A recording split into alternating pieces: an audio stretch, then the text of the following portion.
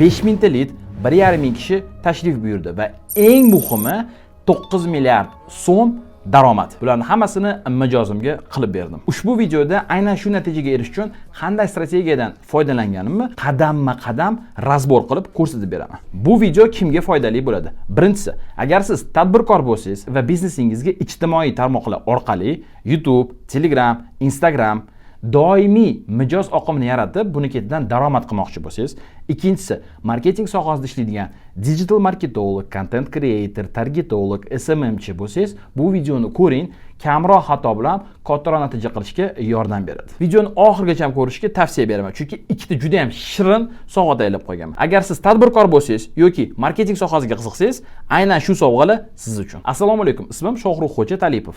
8 yillik xalqaro tajribali marketologman. Ta'lim sohasida ishlaydigan rossiyalik gigant mijozim bor. O'zi sohasida nomer 1 biri. Rossiyada katta odamlar bilan ishlaydi. Bundan tashqari 15 yildan beri shu bozorda ishlab kelyapti. Bularning asosiy yo'nalishi talabalarni xorijga, maktabga yoki universitet, institutlarga jo'natishadi. Bular bilan o'zi ishlab kelardik va bir kun vazifa qo'yishdi. Shohruxxo'ja Toshkent shahrida ko'rgazma o'tkazmoqchimiz. Har xil universitet, maktablarni olib kelamiz, odamlar kelsin, ko'rsin, qiziqsin va ularga o'zimizni xizmatimizni sotamiz deydi. Bo'ldi, tushunarli, muammosi yo'q. Chunki bunaqa tadbir o'tkazishda meni juda ham katta tajribam bor. 2 marta birinchisi biznes treningiga 2000 kishilik tadbir o'tkazganman. Ikkinchisi 1800 kishilik biznes forum. Unisi уже pulli bo'lgan. Ikkalasi ham muvaffaqiyatli o'tgan, o'shaning uchun tajriba bor. Hamma xatolarni qilib, to'g'ri yo'llarni bilib, уже tayyormiz. Barcha ishni boshlayotganda birinchi muhim narsa bor, aniq vazifa qo'yishga. O'zlarining gapi bor. Net tz, rezultat hz deyshadi. Bu degani agar sen aniq vazifa raqamlarda qo'ymasang, natijani ham kutmagan degani. O'shaning uchun mijozimdan aniq nima xohlayotganini so'radim va quyidagi raqamlarni berishdi. Ko'rgazmaga 1,5 kishi tashrif buyursin. Uning ichida 180 ta potensial mijoz, $10,000 byudjet va 40 ta potensial mijoz, $50,000 dan ortiq byudjet. Bu degani bolasi ta'lim olish uchun 10,000 yoki $50,000 sarf qilishga tayyor bo'lgan odamlarni bitta joyga jamlashimiz kerak. Aniq vazifa qo'yildi, endi bemalol strategiyaga tuzsak bo'ladi. Strategiya o'zi nima? Strategiya qisqa qilib aytganda qilinishi kerak bo'lgan harakatlarning ketma-ketligi. Mijozimiz bundan ham oldin ko'rgazma qilishgan Toshkent shahrida boshqa komanda bilan ishlashgan va muvaffaqiyatsiz bo'lgan. Nimaga deydigan bo'lsak, odamlar tashrif buyurgan, lekin ko'pi maktab bolalari bo'lgan, ular hech qanaqa qaror qabul qila olmaydi, u yerda olgan ma'lumotni juda ham katta ehtimol ota-onasiga yetkazib ham bermaydi. O'shaning uchun odamlar kelishga keladi, lekin hech kim hech narsani xarid qilib olmaydi. Strategiya tuzayotganda birinchi qadamimiz segmentlash. Bu nima degani? Ko'rgazmaga tashrif buyuradigan odamlarni 2 turga bo'ldik. Birinchisi o'rta daromad, ikkinchisi premium. Ya'ni $50,000 bolasiga sarf qilishga tayyor bo'lgan odamlar. Bitta narsaga ahamiyat berishimiz kerak, qiziqadiganlar soni bor va realni xarid qiladiganlar soni bor. Ya'ni qiziqadiganlar keladi, ma'lumot yig'adi, katta ehtimol bilan hech narsa xarid qilmaydi. Ikkinchisi, real xarid qiladiganlar keladi, qiziqadi, ma'lumot oladi va keyingi qadamga katta ehtimol bilan o'tadi, ya'ni xarid qiladi. Shuning uchun ham varonka tuzdik. Varonka degani o'zi nima? Sizning mahsulotingiz yoki xizmatingiz haqida 1000 ta odam eshitdi. Ularning ichidan 800 ta odam qanaqadir birlamchi ma'lumot yig'moqchi bo'ldi. Ya'ni narxi nima ishlar qiladi dedi. Va uni ichidan 200 tasi chuqurroq qiziqdi, nomerini qoldirdi, siz bilan aloqaga chiqishingiz mumkin va deylik 100 tasi undan keyin xarid qildi. O'shanda 10% konversiya bo'ldi. Bu juda ham katta zo'r ko'rsatkich aslida.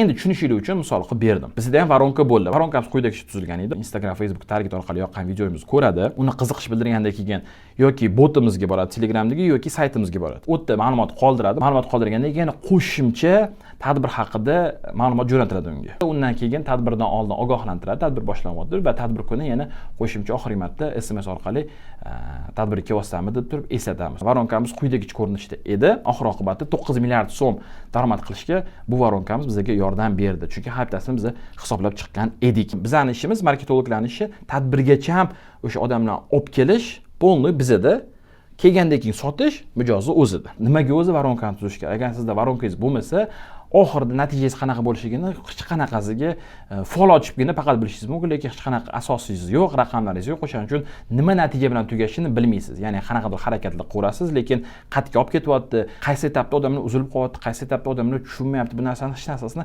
kontrol qila olmaysiz. Auditoriyani 2 toifaga ajratdik, o'rta daromad va premium. Varonkamiz tuzdik. Varonkamiz tuzgandan keyin endi ikkinchi qadam strategiyamizda kontent yaratish. Ya'ni odamlar qanaqa ma'lumot olish kerak, qanaqa ko'rinishda ma'lumot olish kerak, u ma'lumotni tushunyaptimi yo'q, buni hammasini tahlil qilishimiz kerak bo'ladi. Kontent tuzishimizda yuqorida aytib o'tgandek, 17 ta material bo'ldi, videolar va rasmlar.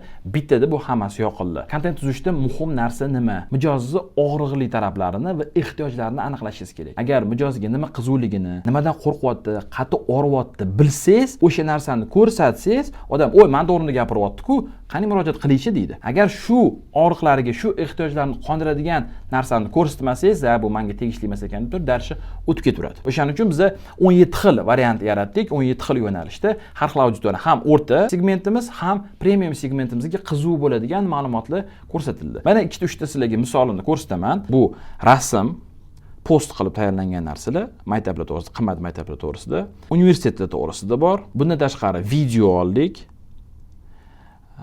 Mijozimiz o'zi ham tushib berdi bitta videoda. Undan tashqari yana mana bunaqa videolar qildik. Va natijada 5000 dan ortiq ro'yxatdan o'tganlar soni bo'ldi. Nimaga 1,5 mingta odam tashrif buyurdi? Chunki bu yerda ham o'zining varonkasi bor. 5000 ta odam murojaat qoldirgandan keyin 5000 tasi hech qachon kelmaydi, uni yarmi ham kelmaydi. O'rtacha 20 dan 40% gacha ham olamiz va mana shu ko'rsatkichlarga tushdik. 3-chi qadam strategiyasi o'tganda pulli reklamadan foydalanish. Biz auditoriyani ajratdik, ularga mos keladigan video, postlarni tayyorladik. Endi pul to'lab turib reklamani ko'rsatamiz. Meta Ads, ya'ni Instagram, Facebook, Telegram Ads, Telegram o'zidan platniy reklama va uchinchisi Telegram kanali, ya'ni blogerlar, qanaqadir общий publiklarda reklama berish. Hammasidan foydalandik. Qisqacha qilib aytaman, baribir eng samaralisi Meta Ads. Instagram, Facebook katta natija beradi, axvat katta. Telegram Ads ham yaxshi natija berdi, lekin agar kattaroq natija olmoqchi bo'lsangiz, ko'proq pul tikishingiz kerak bo'ladi. O'shandagina siz reklamangizni odamlar ko'proq ko'radi, boshqalarning reklamasiga qaraganda. Natijangiz ham yaxshiroq bo'ladi. Biz katta byudjet ajratmagan edik. Natija ham boshida slabroq bo'ldi va qaror qabul qildikki, buni to'xtatamizda Instagram, Facebook o'zi davom ettiraveramiz dedik. Ta'lim sohasiga tegishli Telegram kanalining o'zida ham reklama berdik. Mana bu reklamalarni video ko'rinishda qo'yildi. Axvatlar yaxshi, ro'yxatdan o'tishlar soni kam bo'ladi, chunki bitta qisqacha layfhak beraman. Telegram kanalda, blogerlarda reklama beradigan bo'lsangiz, hech qachon bir martalik reklama bermang. Samarasi deyarli bo'lmaydi. Odamlar bir marta ko'rgandan keyin ahamiyat ham bermaydi, esdan chiqib o'tib ketadi. O'shaning uchun agar siz blogerlarda, Telegram kanallarda reklama bermoqchi bo'ladigan bo'lsangiz, har doim 2-3 marta bering. Bir haftani ichida 2-3 marta bersangiz, natijasi juda ham yaxshi bo'ladi. Bu narsa bizda sinalgan. Odamlar bir marta ko'rgandan keyin, "Ha, nima ekan?" deydi, lekin esdan chiqib qoladi. Ikkinchi marta ko'rgandan keyin yana shu narsani ko'rdim-ku, qani qiziqib ko'raychi deb chuqurroq o'zi kirishni boshlaydi. Shu 3 ta qadam asosida strategiya tuzildi va natijalarni berdi. Desam, yolg'on bo'lib qoladi, sababi любой biznesda, любой ishda, barcha ishda, biznes deysizmi, qanaqadir munosabatda deysizmi, har doim kutilmagan joyda muammolar kelib chiqadi. Bizda ham xuddi shunaqa narsa bo'ldi. O'zi butun strategiyamizga, umumiy strategiyamizni bajarish uchun 4 haftadan ortiq vaqt ajratilgan edi. 4 hafta oldin xullas bizda videolar tayyor edi o'sha reklamalarni boshlash uchun. Boshladik, birinchi haftani testoviy qildik, ya'ni sekin-sekin razgon berish uchun kichkina byudjetlardan boshladik. Kuniga $10, $20, $30, $50 gacha olib chiqdik, qadamma-qadam. Ro'yxatdan sekin-sekin odamlar o'tishni boshladi. Muammo bo'ldi. Qanaqa muammo deydigan bo'lsak, bot ishlamadi. Bot ishlamayapti. Odamlar kiryapti, bot qotib qolyapti. Botda endi rossiyalik bitta boshqa mutaxassis yasagan edi. O'shaning uchun qanaqadir nimada dish til ojiz. Natijada bot xullas ishlamadi. Botdan ro'yxatdan odam o'tadi. Birinchidan botni o'zi juda ham uzoq javob beradi. Reklamani ko'rib botga o'tganingizda keyin ma'lumotingizni qoldirishingiz uchun deyarli 3-4 minut vaqt ketib qoladi. 3-4 minut hech kim notanish botni ichida o'tirmaydi hech qachon. O'shani chiqib ketadi bo'ldi. Ya'ni botga kirishyapti, lekin hech qanaqa ma'lumot qoldirishmayapti, ro'yxatdan o'tishmayapti, biletini olishmayapti. Mayli, bot qanaqadir to'g'rilaymiz deb o'zimizni o'ntiryapmiz. Saytdan ro'yxatdan o'tish mumkin. Sayt ham ishlamayapti. Ya'ni ro'yxatda odamlar o'ta olmayapti. Hech qanaqasi. Reklamamizni ko'ryapti, qiziqyapti, silkani bosyapti, ro'yxatdan o'tish uchun ro'yxatdan o'ta olmayapti. Bo'ldi, esdan chiqib, tashlab ketaveradi. Reklamaga ajratilgan byudjetimiz sarf qilinishi boshlanyapti, lekin natija hech qanaqasi yo'q. Tasavvur qiling, bir hafta harakat qilamiz, bot to'g'rilay olmaymiz, sayt to'g'rilay olmaymiz. bo'ldi o'sha mijoz bilan sazon qilamiz, gaplashyapmiz, balki hattoki kunini tadbir kunini ham balki ko'chiramiz ham bir haftaga, 2 haftaga degan gaplar ham boshlandi-da, xullas. Oxir oqibat nima qildim? Metani o'zida formasi bor, ya'ni reklamadan o'tayotganingizda o'sha yerda o'zida to'ldirsangiz bo'ladi. Quyida ko'rinishda bo'ladi, mana ko'rsangiz bo'ladi. Forma orqali ma'lumotlarni yig'ishni boshladim. Ochiqni aytsam, bu harakatni mijoz tasdiqlab berishni kutib o'tirmadim. Mijoz aytdiki, hozir hammasini to'g'rilaymiz, saytimizni ham, botimizni ham kutib turing deyishdi, lekin men bunaqa risk olgim kelmadi, tajribadan kelib chiqib turib, parallel Instagram, Facebook o'zidan odamlarni ro'yxatdan o'tkazib turib, ma'lumotlarni yig'ishni boshladim. Biletlarni keyin beramiz dedim. Biletlarni ham oxir oqibat berdik hammasi elektron ko'rinishda va bu formamiz bizga natija berdi. Odam ro'yxatdan o'tishni boshladi. Tadbirimizga 10 kundan oshiq vaqt qolganda bizda umumiy 5000 ta registratsiya bo'lishi kerak bo'lsa, tadbirimizga 500 ta, 600 ta ro'yxatdan o'tganlar soni bor edi atiga. Tasavvur qiling, 10% ginasi bajardi, 10 kun vaqtimiz qoldi. Bot babi to'g'irlanmadi, sayt babi to'g'irlanmadi. Formani qo'shib ko'rmoqchi, parallelni formani o'zidan yig'ib odamlarni. Lekin yana bitta muammo bor. 3 hafta vaqtni bekor yo'qotib qo'yganimizga vaqt juda ham kalta. 10 kungina muddatimiz bor. 10 kun ichida kuniga 500 tadan lead yig'ishimiz kerak edi, rejani bajarishimiz uchun. Nima qildik? Sirli formulam bor edi. Videolarni 17 ta video tayyorlagan edik. Uning ichida yana bitta videomiz bor edi. U video keyinroq qo'ydik. Uni sirli olib qo'ydim, yastig'im tagiga uni chiqardim. U videoni qo'ydik, mana bu video.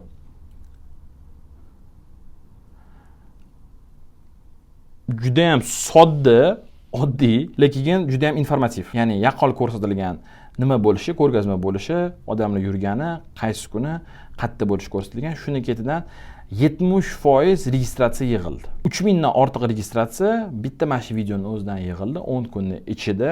Buni har xil auditoriyaga yoqilgan edi, har xil nastroykalar bilan yoqilgan edi. Premiumga ham, o'rta daromadliga ham hammasiga o'z nastroykalari bilan targetni o'zidan yoqdik, har xil odamlar ko'rsin, lekin bitta joyga yig'ilaversin hammasi, ro'yxatdan yig'ilaversin. Va oxir oqibatda Allohning qudrati bilan, bergan bilimi bilan, bergan tajribasi bilan tadbirdan payshanba kuni, shanba kuni tadbir edi, payshanba kuni mijoz bilan aloqalashganimizda bo'ldi, reklamani o'chiringlar, ro'yxatdan odamlar ko'p o'tdi.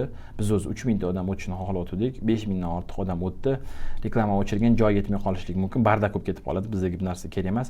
Hammasi akkuratni, chiroyli bo'lib o'tsin deyilganda keyin reklamani 2 kun oldin, mo'ljallanganda 2 kun oldin o'chirdik. Shanba kuni keldi, tadbir boshlandi, 1,5 ming kishi tashrif buyurdi. Mo'ljallangandagi 180 dan ortiq $10,000 byudjetli mijoz, 40 dan ortiq $50,000 byudjeti bor mijoz, hammasi to'plandi bitta joyda va qisqasi qilib aytganda yarim kunning ichida mijoz 9 milliard so'm ishlash imkoniyatini bizning xizmatimiz orqali qo'lga kiritdi. Tadbir kuni juda ham hayajonlanasiz. Odam keladimi, yo'qmi, qanaqa bo'ladi, yaxshi bo'ladimi, yomon bo'ladimi, yana qanaqadir har xil hissiyotlar o'tadi ichingizdan. O'xshamasa-chi, kim yo'qolsa-chi, mijoz bilan qanaqa qarayman, umuman o'zimni qanaqa his qilaman degan xullas xayoldan ko'p narsa o'tadi. Bu gal lekin 3 marta bo'lgani uchun sal bosuvroq bo'ldi. Komanda bilan bordik, ko'rdik, hammasi yaxshi o'tdi.